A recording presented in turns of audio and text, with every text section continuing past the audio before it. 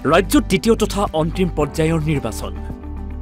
গুৱাহাটী, ধুবুৰী, কোকৰাঝাৰ, বৰপেটাত ভোটগ্ৰহণ।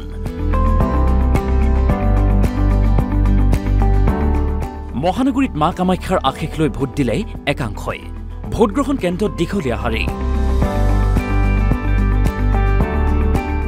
ইপিনে মা কামাখ্যা বগলা মন্দিৰতো ভক্তৰ ভিৰ। ভোটদানৰ দিনটোত একাংশই বন্ধ বুলি মঙলবাৰৰ দিনটোত মা বগলাৰ আশীষ ল'বলৈ এনেদৰে ভিৰ কৰা পৰিলক্ষিত হৈছে। একাংশ ভক্তই মাৰ আশীষ লৈহে ভোট দিব বুলি মন্তব্য কৰে সাংবাদিকৰ আগত। আহিছো আৰু ইলেকশ্যনত এতিয়া মাৰ দৰ্শন কৰি কিনে ভোটটো দিবলৈ যাম। দিবলৈ পোৱা নাই ভোটটো, ইয়াৰ পৰা দৰ্শন কৰিহে যাম আৰু ভোটটো দিবলৈ। মংগল গ্ৰহৰ অধিষ্ঠাত্ৰী দেৱী মা বগলা। সেয়ে দেশৰ লগতে ৰাজ্যৰ কল্যাণৰ বাবে NB নিউজ আৰু অসম লাইভৰ CMD নৃপেন দাসেও প্ৰতি মঙলবাৰৰ দৰে আজিও মাৰ ওচৰত সেৱা জনায়। প্ৰতি মঙলবাৰে গুৱাহাটীত থাকিলে মা বগলা মন্দিৰত আহোঁ। আজি এটা খুব পবিত্ৰ দিন। আজি আমাৰ তৃতীয় পৰ্যায়ৰ ভোটগ্ৰহণ চলি আছে। এতিয়া মই ৰাতিপুৱা পূজা ভাগ কৰিব আহিছোঁ ইয়াতে। পূজাৰ পিছতে মই ভোট দিবলৈ যাম আৰু ইয়াত যথেষ্ট ভক্ত আহে। প্ৰতি মঙলবাৰে মই আহোঁ। এইটো এতিয়া ভাৰতবৰ্ষৰ এটা বহুত উন্নত আৰু বহুত সকলোৱে জনাজাত এটা তীৰ্থস্থান। ইয়াত দেশ বিদেশৰ মানুহ বহুত আহে।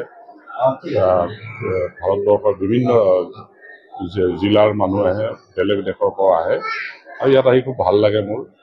আৰু ইয়াত মই আজি অসমবাসী তথা ভাৰতবৰ্ষৰ সমূহ ৰাইজক কল্যাণৰ কাৰণে মা বগলাক পূজা দিম। এতিয়া মই পূজা ভাগ আৰম্ভ কৰিম।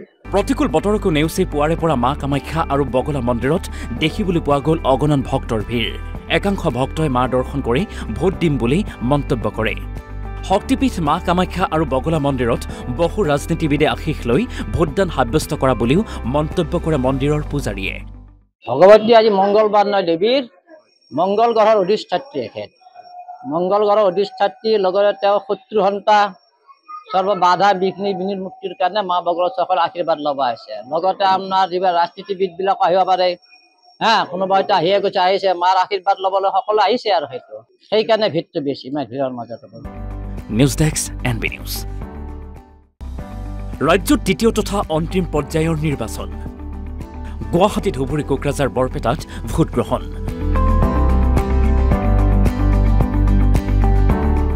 মহানগৰীত মা কামাখ্যাৰ আশীষ লৈ ভোট দিলে একাংশই। ভোটগ্ৰহণ কেন্দ্ৰত দীঘলীয়া শাৰী। ইপিনে মা কামাখ্যা বগলা মন্দিৰতো ভক্তৰ ভিৰ।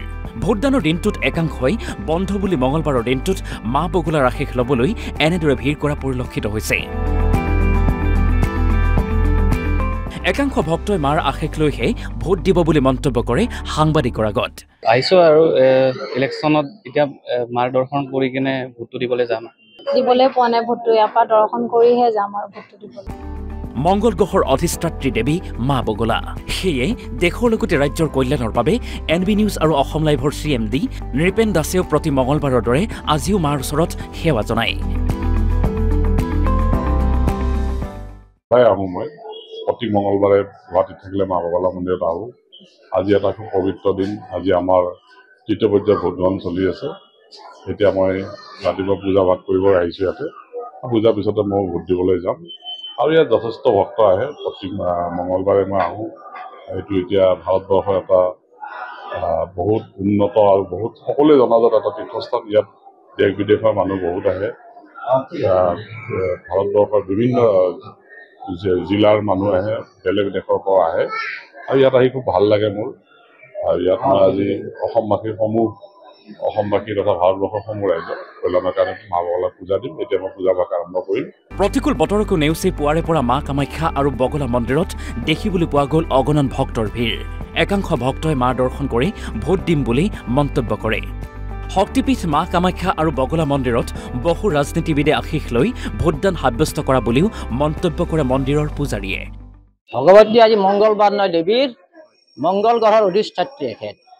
মংগল গ্ৰহৰ অধিষ্ঠাত্ৰীৰ লগতে তেওঁ শত্ৰু সন্তা সৰ্ব বাধা বিঘ্নি মুক্তিৰ কাৰণে মা বগলা চকৰ আশীৰ্বাদ ল'ব আহিছে। লগতে আপোনাৰ যিবিলাক ৰাজনীতিবিদবিলাক আহিব পাৰে, কোনোবা হয়তো আহিয়ে গৈছে, আহিছে মাৰ আশীৰ্বাদ ল'বলৈ সকলো আহিছে আৰু সেইটো সেইকাৰণে ভিৰটো বেছি ইমান ভিৰৰ মাজত।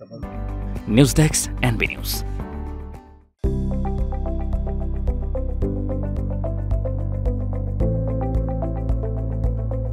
NB নিউজ, সহজ সৰল ভাষাত নৱভাৰতৰ কথা।